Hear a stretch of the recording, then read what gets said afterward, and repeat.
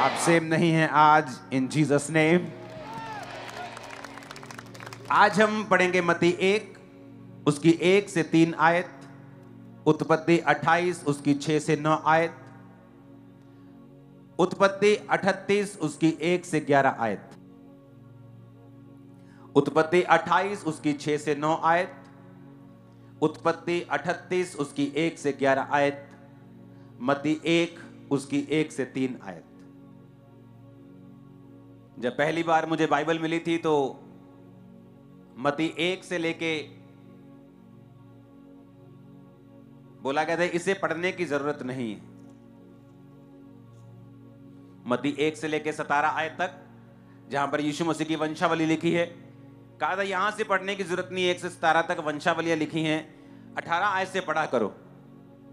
लेकिन जैसे जैसे मसीह में मैं बड़ा हुआ मुझे समझ आई कि बाइबल का एक एक बिंदु, सेमी कॉलन, एक एक फुल स्टॉप, उसका बड़ा महत्व था बाइबल में। जहां पे पौलुस ने लिखा है कि पवित्र आत्मा से परिपूर्ण होते जाओ, उसके आगे फुल स्टॉप नहीं लगा, सेमी कॉलन लगा, जिसका मतलब यह है कि अभी उसने अपना वचन पूरा नहीं किया। उसके आगे वो कहता है कि पवित्र आत्मा से परिपूर्ण होते जाओ, दाखरस से मतवाले ना बनो। फिर आगे समझाता है कि आपस में भजन गाओ, यानी अपने आप से बात करो, अपने आप से वचन में से बात करो, परमेश्वर का धन्यवाद करो। और उसने पवित्र आत्मा से कैसे बढ़ना है, पवित्र आत्मा में यह भी बताया है। कैसे मालूम होता है? जस्ट एक सेमी कॉलन से। जो लोग बोलते हैं कि बाइबल में जी बहुत सारी शोध की गई, बाइबल कौन सा ओरिजिनल है, इसमें बड़ी हजारों बार शोध की गई, यह सरासर झूठ है। बाइबल में एक बिंदु की भी शोध नहीं की जा सकती। उसका कारण यह है कि बाइबल इब्रानी भाषा में छपी और यूनानी भाषा में छपी। इब्रानी भाषा में अगर मैं प्यार बोलूंगा तो प्यार भी कई शब्द में आता है। यूनानी भाषा में अगर प्यार बोलूंगा तो फिलियो भी प्यार है, अगापे भी प्यार है, एक और शब्द है जो प्यार के लिए यूज होता है। लेकिन जब हिंदी में वो पढ़ा जाता है तो हिंदी में सिर्फ प्यार। तो उसकी वजह से जब ट्रांसलेशन बाइबल की हुई इब्रानी भाषा से यूनानी भाषा से, तो ये भाषाएं बहुत बड़ी थी और जिन भाषाओं में ट्रांसलेशन हुई वो इसके मुकाबले इतनी बड़ी नहीं थी। तो जब जो भी उनको अच्छा लगा, जो सा वचन, वो वचन लिख के उन्होंने बाइबल को ट्रांसलेट कर दिया।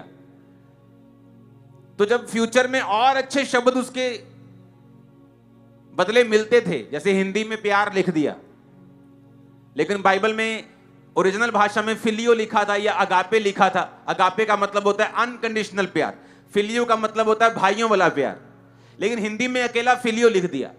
तो ऐसे सब भाषाओं में जब ऐसे वचन लिखे गए और जब उन भाषाओं में बाद में कोई बेहतर विकल्प मिलता था तो वो एडिट करके उसको उस जगह पे लगाते थे। तो लोगों ने बोल दिया बाइबल शोध की गई। ओरिजिनल बाइबल कभी शोध नहीं की गई, ओरिजिनल बाइबल को कभी एडिट नहीं किया गया, ओरिजिनल बाइबल में कभी एक बिंदु बढ़ाया या घटाया नहीं गया। जो इब्रानी और यूनानी भाषा में लिखी गई वो एक्यूरेट है, क्योंकि वो खुदा का वचन है, इंसान का नहीं। आमीन। और वो आज भी काम करती है। हालेलुया।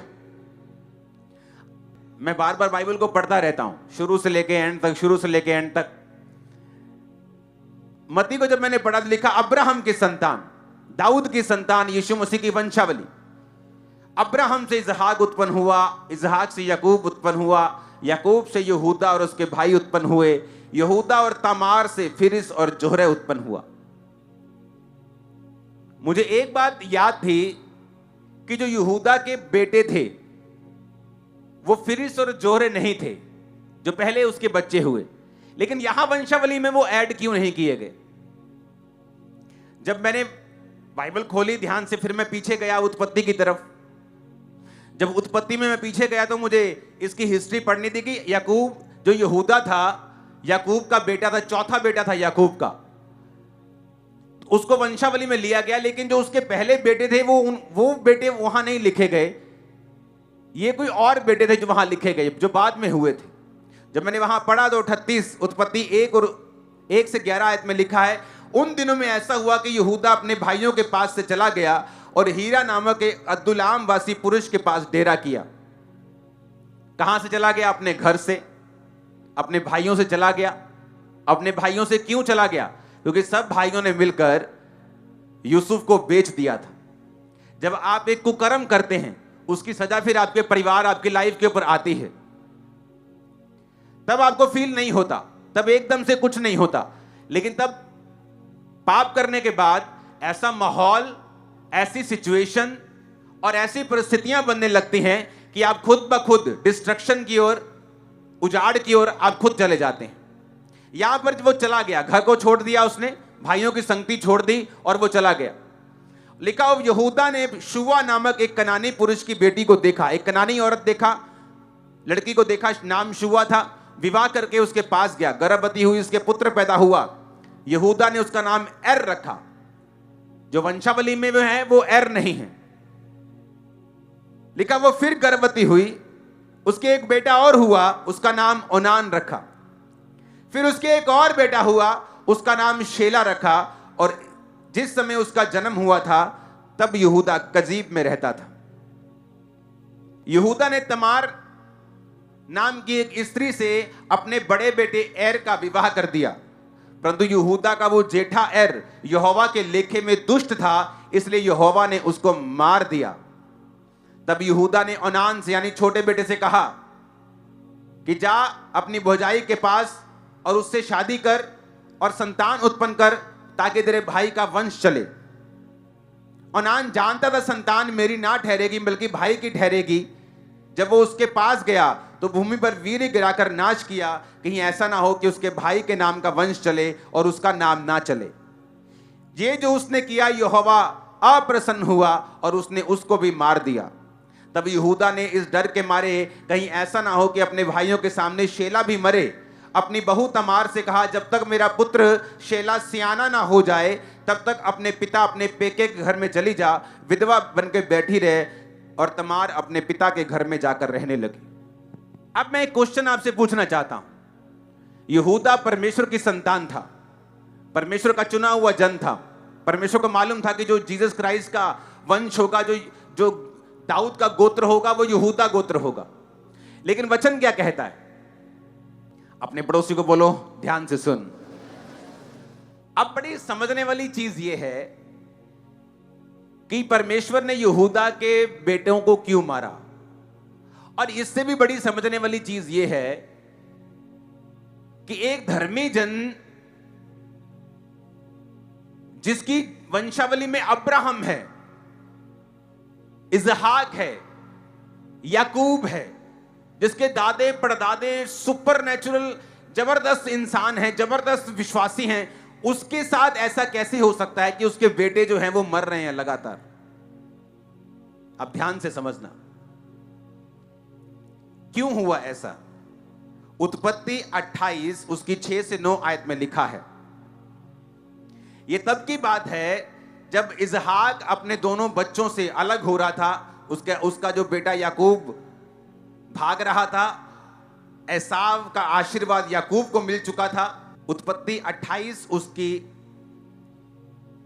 8 आयत, एसाव ये देखकर, ये सोचकर कि कनानी लड़कियां मेरे पिता इजहाक को बुरी लगती हैं, अब्राहम के पुत्र इश्माइल के पास गया और इश्माइल की बेटी महलत को, जो नबायोत की बहन थी, ब्याह कर अपनी पत्नियों में मिला लिया। अब बड़े ध्यान से समझने वाली बात है। यहूदा का बाप था याकूब और दादा कौन था? इजहाक। समझ आ रही सबको? हाथ हिलाओ। यहूदा का बाप कौन था? पिताजी कौन थे? याकूब। याकूब के पिताजी कौन थे? इजहाक। इजहाक के पिताजी कौन थे? अब्राहम। तो यहां पर क्या होता है,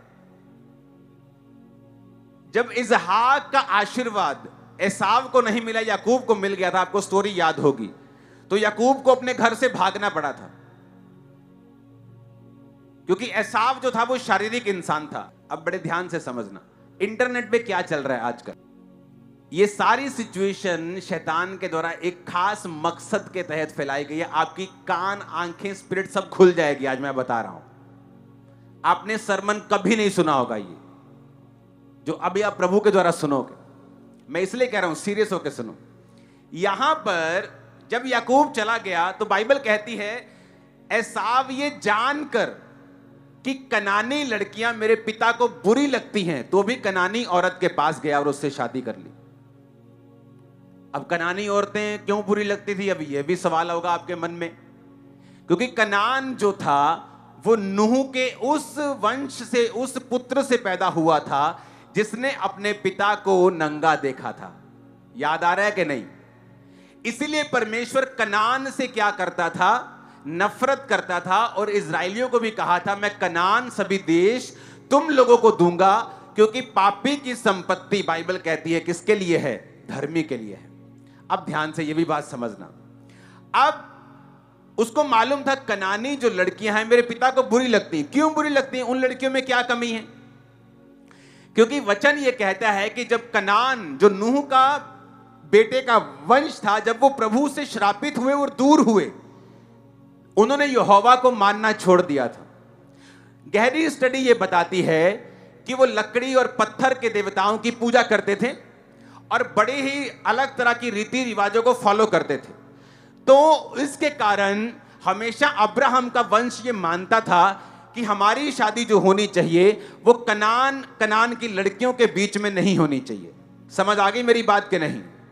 अब बाइबल क्या कहती है, जब यहूदा ने शादी की तो यहूदा ने भी यही गलती की, और वचन कहता है उसने कनानी औरत के साथ शादी की। अब जब आप एक ऐसा काम करते हैं जो परमेश्वर के वचन के विरोध में है, तब तो कुछ नहीं होता, एकदम से कोई फर्क नहीं पड़ता। मान लो यहूदा ने कनानी औरत से शादी की, वाह वाह क्या पार्टी चल रही है, आज शादी हो रही है, फंक्शन चल रहा है, अभी पहला बेटा हो गया, बल्ले बल्ले दूसरा बेटा हो गया, तीसरा बेटा, तीन बेटे हो गए, सब फर्स्ट क्लास चल रहा है। अरे कोई फायदा नहीं वचन में, सब ठीक चलता है, सब ऐसे ही है, सब इतना देखो मजेदार काम चल रहा है, पहला बेटा हुआ, दूसरा बेटा, तीसरा बेटा, कितनी सुंदर कनानी लड़की है, सब कुछ अच्छा चल रहा है, बिजनेस अच्छा चल रहा है। लेकिन वचन ये कहता है कि जब आप पाप की दिशा में चल पड़ते हैं, आज नहीं तो कल, नहीं तो 10 साल बाद आपको वो सारा मूल्य अदा करना ही पड़ेगा। जब एक कनानी औरत एक बच्चे को रेज करती है तो आप ये बात समझते हैं कि वो कनानी औरत यहोवा को नहीं जानती, वो वचन को नहीं जानती, वो अन्य जातियों से आई है जो अलग अलग तरह के रीति रिवाजों को करते हैं। जब उसने अपने बच्चों को बड़ा किया, उसने उनको बिब्लिकल प्रिंसिपल, बाइबल की शिक्षाएं नहीं दी। नहीं तो ऐसा क्या हो गया कि वो यहोवा के लेखे दुष्ट था। इसी कारण बाइबल कहती है कि जब तुम शादी करो तो अपने ही लोगों के बीच में करो, ताकि वो कर्स, वो श्राप, वो आत्माएं जो उनकी लाइफ में काम करती हैं वो तुम्हारी लाइफ में ना आए। और वचन क्या कहता है? पहला मरा, दूसरा मरा, जब तीसरे की शादी होने वाली थी उसी से, तो उसको भेज दिया। बाद में यहूदा की ही शादी उससे हुई, और उससे फिर हिस्रोन और फिरिस पैदा हुए, जिनका इस वंश में नाम लिखा है, और उसकी भी स्टोरी है, आप बाइबल में पढ़ लेना। अब मैं क्या कहना चाहता हूं, आप जानते हैं इंटरनेट के ऊपर बहुत से जोक्स चलते हैं हस्बैंड वाइफ के ऊपर, सुने हैं कभी? मोस्टली जो कॉमेडीज हैं उनमें हस्बैंड और वाइफ का बड़ा जिक्र होता है। मोस्टली जो कॉमेडियन हैं वो हस्बैंड और वाइफ के रिलेशनशिप पे बहुत से जोक्स करते हैं। कितने मेरी बात को समझ रहे हैं? आप इंटरनेट पे देख लो, आप फेसबुक पे देख लो, बहुत से, आई थिंक 50% 40% जोक्स जो होते हैं वो हस्बैंड वाइफ के ऊपर होते हैं। रीजन क्या, कारण क्या? अभी 2 जोक्स आपको मैं दिखाता हूं स्क्रीन के ऊपर, दो पिक्चर्स दिखाता हूं स्क्रीन के ऊपर। हाँ, वो देखो एक फोटो है, उसमें लिखा है कि 700 साल पुराना एक कंकाल मिलता है और एक का मुंह खुला है, तो नीचे लिखा है कि वाइफ अभी भी आर्गुमेंट कर रही। क्या लिखा है? द वाइफ इज स्टिल, मतलब एक जोक लिखा है कि वाइफ अभी भी आर्ग्यू कर रही है। आप ऐसे जोक्स व्हाट्सएप पे देखते हैं, फेसबुक पे देखते हैं, आपको मालूम है ये जोक्स जो हैं, ये चीजें जो हैं, ये आपकी लाइफ को और आपके परमेश्वर के ऊपर जो प्लान है उसको खत्म करती हैं और कमजोर करती हैं। बाइबल के अनुसार आपकी लाइफ का बेस्ट हेल्पर एक वुमेन है। कौन है? अपने पड़ोसी को बोलो, बोलो औरत है। अगर आप स्टडी करें तो स्टडी में यह मालूम होता है कि जिन लड़कों ने, जिन बच्चों ने अपनी माता के प्यार को ज्यादा पाया है और अपनी माता के ज्यादा करीब हैं, उनके डिप्रेस होने के चांस दूसरे बच्चों से कहीं अधिक कम है, क्योंकि शादी से पहले आपकी मदर आपका डिवाइन हेल्पर है। सबको जय मसीह की। मैं जतिन बब्बर और आप देख रहे हैं मसीह परिवार चैनल। जैसे कि आप सब जानते हैं कि मैं इस चैनल पे प्रभु के अलग अलग दासों की वीडियोस डालता हूं, तो अगर आपको हमारा चैनल अच्छा लगता है तो आप इस चैनल को ज़्यादा से ज़्यादा सब्सक्राइब जरूर करें, ताकि आप प्रभु के वचन को सुन सके। वीडियोस को ज़्यादा से ज़्यादा शेयर करें, ताकि जिन लोगों तक वचन नहीं पहुंचा उन तक भी वचन पहुंच सके। सबको जय मसीह की। एक बार मैं आपसे दोबारा कहूँगा कि इस चैनल को सब्सक्राइब जरूर करें और वीडियोस को ज़्यादा से ज़्यादा शेयर करें। जय मसीह की।